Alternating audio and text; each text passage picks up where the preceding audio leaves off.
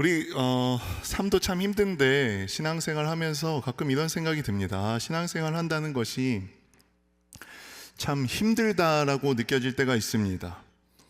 가만히 생각해 보면 신앙으로 인해서 어떤 박해가 있는 것도 아니고 사회적으로 경제적으로 불이익을 당하는 것도 아닌데 왜 이렇게 신앙생활을 하는 것이 힘들까라는 생각이 듭니다. 오늘 우리는 누가복음 17장 말씀을 통해서 신앙생활을 힘들게 하는 부분이 어떤 부분이 있는지 이 부분을 함께 나눠보려고 합니다. 우리가 읽었던 17장 1절에서는 먼저 이렇게 말씀하고 있습니다. 실족하게 하는 일이 없을 수는 없지만 그렇게 하는 자에게는 재앙이 있을 것이다. 그리고 2절은 이렇게 말씀합니다. 이 작은 자 중에 하나를 실족하게 한다면 차라리 연자맷돌을 목에 메고 바다에 던져지는 것이 나을 것이다. 참 무서운 말씀이다라는 생각이 듭니다. 실족이라는 말은 형제를 시험에 빠뜨리는 것 또는 거짓 가르침을 통해서 잘못된 믿음으로 이끄는 것을 실족이라고 합니다. 그리고 여기서 작은 자라는 표현은 사회적으로 연약한 자도 될 수 있고 신앙적으로 연약한 자도 될 수 있습니다. 이 작은 자를 실족하게 하는 사람은 연자맷돌을 목에 메어 바다에 던져지는 것이 차라리 낫다라고 말씀하고 있습니다. 연자맷돌은 나귀가 돌리는 큰 맷돌을 가리키고 있습니다. 웬만한 맷돌을 메고 바다에 빠져도 아마 다시 올라오는 것은 거의 불가능할 겁니다. 그런데 큰 연자맷돌을 메고 빠지라라고 말하는 것은 그만큼 이것이 큰 범죄, 중한 범죄라고 말하고 있는 것입니다. 이어서 3절과 4절에서는 이렇게 말씀하세요.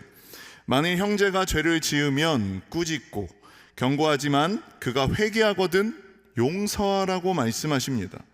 하루에 7번이라도 죄를 짓고 내게 돌아와 회개하거든 용서하라고 말씀합니다. 여러분은 용서해 보셨나요? 용서한다는 것이 참 쉽지 않습니다. 지금 예수님께서 말씀하신 이 두 가지가 사실은 다 쉽지가 않습니다. 용서하는 것 그리고 연약한 자를 포용하는 것, 이 두 가지가 다 쉽지 않은 말씀입니다. 우리의 신앙생활이 어렵다고 느껴지는 첫 번째 이유가 저는 바로 여기에 있다라는 생각이 들었습니다. 도덕적 기준이 너무 높다고 생각이 드는 겁니다. 연약한 자를 포용하고 죄 지은 자를 용서하고 7번씩이나 용서하는 것, 이것은 우리의 본성과 너무 반대되는 일입니다. 우리는 미워하는 것은 너무 쉽지만 용서하고 사랑하는 것은 참 쉽지 않습니다. 거의 불가능에 가깝지 않나 생각이 듭니다. 왜냐하면 우리는 죄인이기 때문입니다. 그런데 다행인 것은 제자들도 우리와 생각이 별반 다르지 않았습니다. 제자들도 아마 이건 거의 불가능하다고 생각했던 것 같습니다. 그래서 제자들이 예수님에게 이렇게 묻습니다. 이렇게 말씀하며 부탁드립니다. 우리에게 믿음을 더해 주소서. 마치 이런 얘기입니다. 예수님의 말씀을 듣고 도대체 그걸 어떻게 합니까? 그걸 도대체 어떻게 하란 말씀입니까? 우린 불가능하니까, 우리의 믿음은 너무 작아서 그걸 못할 것 같으니까 믿음을 좀 더해 주십시오 라고 이야기합니다. 예수님께서 이 제자들의 이 말, 믿음을 더해 주십시오, 이 말에 이렇게 말씀하십니다. 우리 6절 다시 한번 읽어보겠습니다. 주께서 이르시되 너희에게 겨자씨 하나일 만한 믿음이 있었더라면 이 뽕나무더러 뿌리가 뽑혀 바닥에 심겨라 하였을 것이요 그것이 너희에게 순종하였으리라. 예, 믿음을 더해달라는 그 물음에, 부탁에 겨자씨 하나일 만한 믿음만 있으면 된다라고 말씀하십니다. 믿음을 더 키워야 하는 게 아니라 믿음만 있으면 된다라고 말씀하는 겁니다. 그러니까 다시 얘기하면 신앙생활은 너가 하는 것이 아니라 믿음으로 하는 거야. 내가 하는 것이 아니라 믿음으로 하는 거야 라고 말씀하는 겁니다. 이게 지금 무슨 말인가요? 무슨 말이냐면 믿음만 있으면 주님께서 하시겠다는 말씀입니다. 우리가 믿고 맡기면 주님께서 하십니다. 신앙생활은 내가 하는 것이 아니라 믿음으로 하는 겁니다. 예수님은 이어서 종에 대한 설명을 하십니다. 종은 밭을 갈고 양을 칩니다. 그리고 수고해서 돌아오지만 주인이 들어와 앉아서 먹으라고 하지 않습니다. 오히려 내 저녁을 준비하고 다 먹고 마실 동안 수종 들라고 합니다. 시중 들라고 합니다. 그리고 너도 이제는 와서 먹으라고 말하지 않습니다. 종이 수고했다고, 그에게 고맙다고 주인은 말하지 않습니다. 그런데 그런 주인에게 종은 오히려 이렇게 대답합니다. 우리는 무익한 종입니다. 우리가 해야 할 일을 했을 뿐입니다. 우리의 신앙생활이 어려운 두 번째 이유가 바로 여기에 있다고 생각됩니다. 지금 예수님께서 말씀하시는 이것은 하나님의 절대 주권에 대해서 말씀하고 있는 겁니다. 절대 주권은 뭐냐면 사람과 자연에 대한 지배권이 오직 하나님께 있음을 말하는 것입니다. 하나님은 절대적인 주권을 가지신 분입니다. 우리가 하나님께 기도할 때, 예를 들어서 우리가 하나님께 기도할 때 하나님은 우리의 기도에 응답해 주십니다. 그런데 하나님은 우리의 기도대로만 응답하시는 것은 아닙니다. 우리의 기도대로만 응답하시는 것이 아니라 하나님은 하나님의 뜻에 따라 응답하십니다. 하나님께서 기도에 응답하시는 방법에는 세 가지가 있습니다. Yes, No, 그리고 Way입니다. 하나님의 뜻에 따라 우리의 기도를 들어주실 수도 있고, 하나님의 뜻에 따라 그 기도를 들어주지 않으실 수도 있습니다. 그리고 하나님의 때에 따라 기다리라고 하실 수도 있습니다. 나의 때가 아니라 하나님의 때에 응답하실 수 있습니다. 그런데 우리는 나의 뜻대로 기도에 응답이 되지 않으면 하나님께서 나의 기도를 안 들어주신다라고 생각합니다. 하지만 예스도 노도 웨이도 하나님의 기도의 응답입니다. 믿으십니까? 왜냐하면 그 결정은 우리에게 있는 것이 아니라 하나님께 있기 때문입니다. 하나님은 더 선한 방향으로 우리를 이끌기를 원하시기 때문입니다. 우상 숭배와 하나님을 믿는 기독교의 차이가 여러분 뭔지 아나요? 우상 숭배는 신을 어르고 달래서 나의 수고와 노력을 더해서 그 신을 달래서 내가 원하는 것을 쟁취해내는 것이 우상 숭배입니다. 그런데 기독교 신앙은, 기독교라는 종교는 그렇지가 않습니다.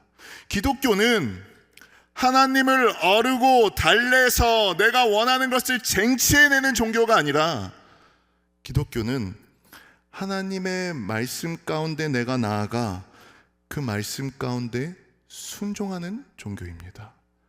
하나님 앞에 나를 엎드려 믿음으로 순종하는 것, 이것이 기독교입니다. 하나님의 절대 주권에 대해서 인정하는 것, 이것이 기독교입니다. 제가 이 말씀을 준비하는데 성경의 한 인물이 생각이 났습니다. 바로 사도 바울입니다. 사도 바울은 로마서에서 이 절대 주권에 대해서 이렇게 말씀합니다. 우리 로마서 9장 20절에서 23절, 좀 길지만 같이 한번 읽어보도록 하겠습니다. 이 사람아, 내가 누구이기에 감히 하나님께 반문하느냐? 지음을 받은 물건이 지은 자에게 어찌 나를 이같이 만들었느냐 말하겠느냐? 만일 하나님이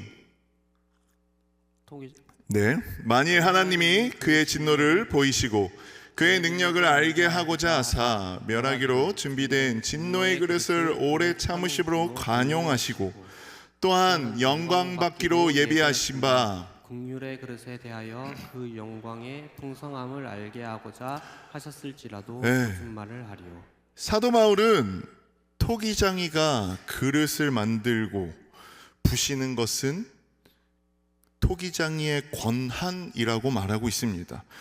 그릇이 토기장이에게 왜 나를 이렇게 만들었냐라고 반문할 수 없다라고 말하고 있습니다. 그렇듯 우리 하나님은 절대 주권을 가지신 분이기에 우리는 그분에게 이렇게 하라 저렇게 하라 말할 수 없습니다. 우리는 이렇게 말할 수 있는 존재입니다. 17장 10절에 종들이 말했듯이 우리는 이렇게밖에 말할 수 없습니다.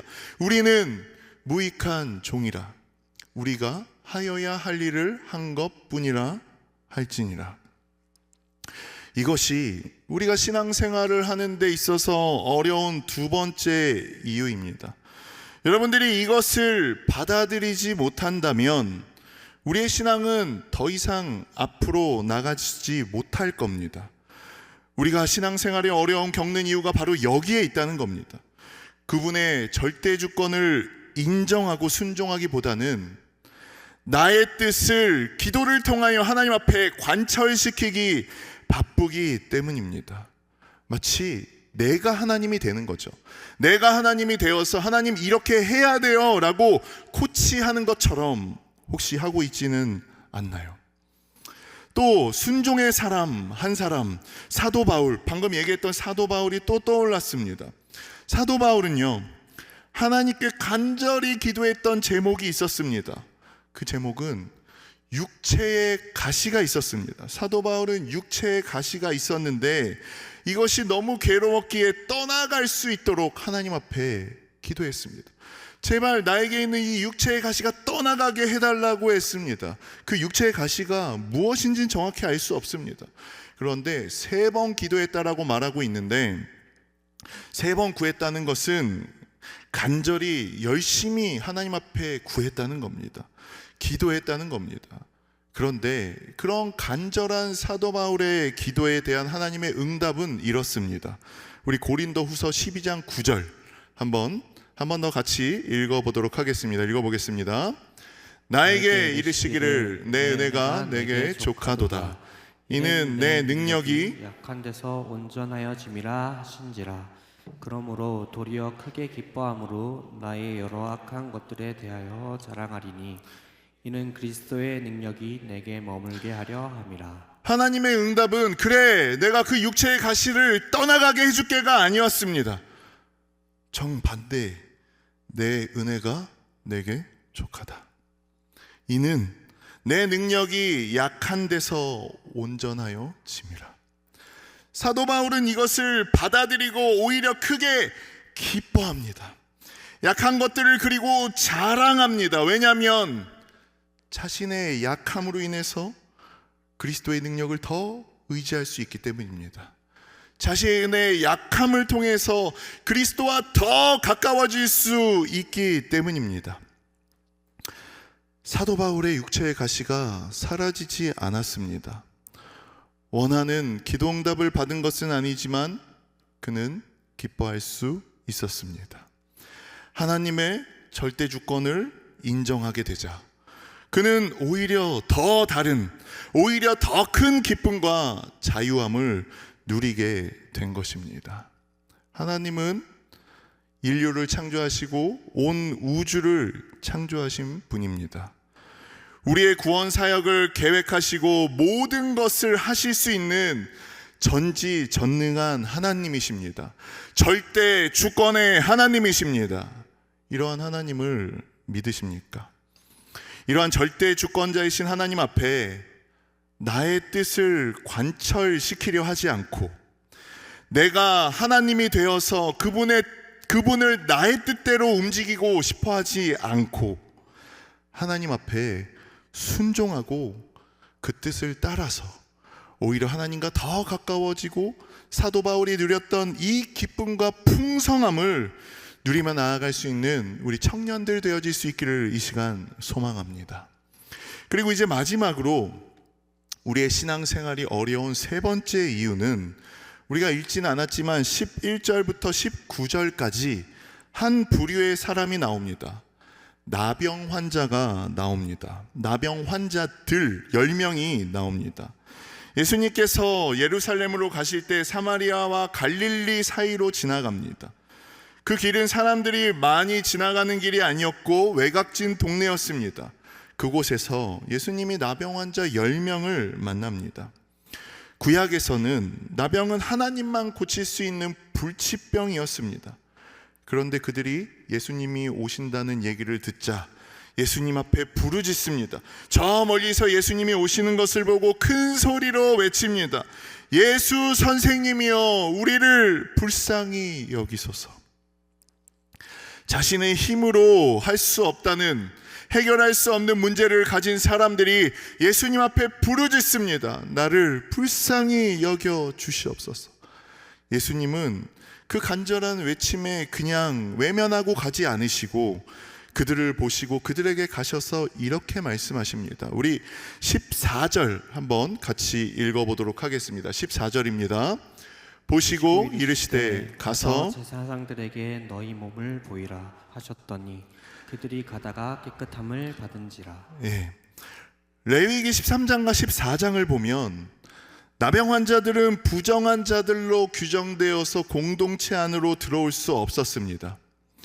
그런데 질병의 상태가 사라지게 되면 제사장에게 가서 다시 검사를 받고 확인을 받은 후에 공동체의 품으로 돌아갈 수 있었습니다.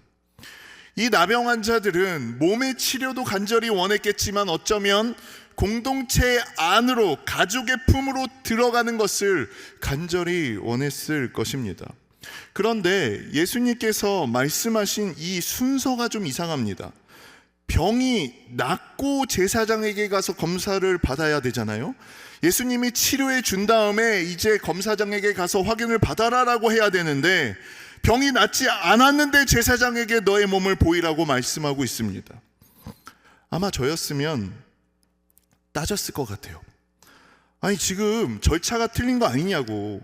내 몸이 낫고 제사장에게 가야지 지금 간다고 무슨 소용이 있겠습니까? 라고 따졌을 것 같습니다. 그런데 그들이 예상하며 늘 기도했던 응답과는 달랐지만 그들은 말씀에 순종합니다. 여기서 그들의 믿음이 작동합니다. 그 말씀에 순종하여 나아가자 놀라운 일들이 나타납니다. 그들이 가는 도중에 깨끗함을 받게 된 겁니다. 제사장에게 가는 중에 몸이 낫게 된 것을 발견하게 된 겁니다. 나의 뜻을 주님 앞에 관철시킨 것이 아니라 주님 말씀 앞에 믿음으로 순종하며 나아가자 거기에 놀라운 일이 나타나기 시작한 겁니다. 여기서 또 한 가지 중요한 건 뭐냐면 믿음의 크기에 따라서 역사가 일어난 것이 아니었습니다. 단지 믿음에 의해 기적이 일어났습니다. 믿음의 크기와는 상관이 없었어요. 주님의 말씀에 의해서, 그 순종에 의해서 일어난 것이지 믿음의 크기로 이뤄진 것이 아니라는 것입니다. 다시 얘기하면 믿게끔 만드신 것도 주님이십니다. 믿음도 주님께서 주셨다는 겁니다. 믿음의 역사도 주님으로부터 일어났다는 겁니다. 그리고 이제 이 믿음을 알게 된 순종의 기적을 체험한 사람의 반응이 나타납니다. 우리 15절도 한번 같이 읽어볼까요? 15절 읽어보겠습니다. 그 중에 한 사람이 자기가 나은 것을 보고 큰 소리로 하나님께 영광을 돌리며 돌아와. 한 사람이 주님 앞에 나와서 큰 소리로 하나님께 영광을 돌립니다. 16절 보면 예수님의 발 앞에 엎드려 감사했다라고 표현하고 있습니다. 그런데 여러분, 여기서 의문이 하나 드시죠? 치료받은 사람은 몇 명이었다고요? 몇 명이었다고요? 10명이요. 그런데 몇 명이 왔다고요? 한 명이요. 예수님도 이렇게 묻습니다. 17절. 예수께서 대답하여 이르시되 10사람이 다 깨끗함을 받지 아니하였느냐? 9은 어디 있느냐? 9은 어디에 갔느냐? 여러분, 9명은 어디에 갔습니까? 9명은 어디에 갔어요? 제사장에게 갔겠죠. 그리고 제사장에게 확인받고 빨리 자기들이 가고 싶은 그곳으로 가고 싶었을 겁니다. 어쩌면 이 사람들은 이렇게 생각했을지도 몰라요. 와, 운이 좋았어. 정말 운이 좋았어. 또는 이렇게 생각했을지도 몰라요. 예수라는 능력을 가지신 분이 지나가는 걸 내가 봤는데 내가 이렇게 기도했잖아. 예수 선생이여 우리를 불쌍히 여겨 여기소서. 내가 이렇게 기도했더니 이 기도의 응답으로 내 병이 나았어. 내가 기도했더니 내가 나았어. 이렇게 생각했을지 모르겠습니다. 기도도 했고 응답도 받았고 기적도 체험했지만 이 한 사람과 9사람의 차이는 공로를 나에게 돌리는 겁니다. 내가 했기 때문에 되었다라고 고백하는 겁니다. 우리의 신앙생활이 어려운 마지막 이유가 바로 여기에 있습니다. 내가 했다라는 것을 드러내고 싶은 거죠. 공로를 나에게 돌리고 싶은 겁니다. 그런데 다시 한번 말씀드리지만 신앙생활은 내가 하는 것이 아니라 믿음으로 하는 겁니다. 신앙생활은 믿음으로 주님께서 역사하시는 겁니다. 단 한 사람만 그 공로를 자신에게 돌리지 않고 주님 앞에 나왔습니다. 그 공로를 주님께 돌렸습니다. 세상 사람들은 많은 일을 겪을 때 감사보다는 원망하는 경우가 많고 감사할 일을 겪었을 때는 운이 좋았어 라고 운에 돌리는 경우가 많습니다. 그런데 이 한 사람은 주님께 나와서 운이 아니었습니다. 이건 운이 좋았던 게 아니고 당신이 하신 겁니다. 내가 주님 앞에 부르짖었지만 그 기도에 응답하신 것은 주님이십니다. 나의 방법이 아니라 당신의 방법을 따랐을 때 기적이 나타났고 내가 한 것은 아무것도 없고 이 모든 것은 주님의 공로라고 돌리고 있는 것입니다. 믿음은 바로 이런 겁니다. 내가 하는 것이 아니라 주님께서 하셨습니다. 모든 공로가 주님께 있습니다. 그리고 이 믿음을 주시는 분도 주님이십니다.